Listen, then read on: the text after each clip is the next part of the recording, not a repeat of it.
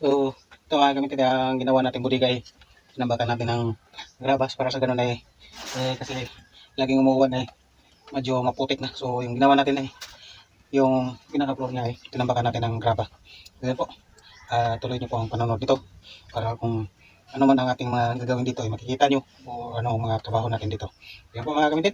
Patuloy po tayo.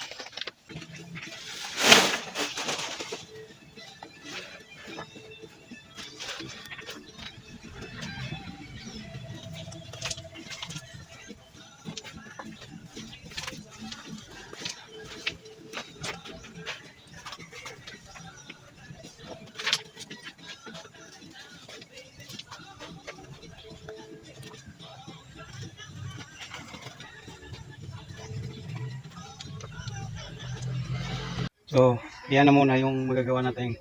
Tinambakan natin ng graba. So, dito na muna tayo hinto dahil may guest na pumasok. So, hindi na tayo makapag-gusto ng galaw doon sa playground area. So, dito na muna tayo. Tigil na muna tayo. At sana ay abangan nyo ang karugtong nito mga kamitin. Maraming salamat. Easy maintenance.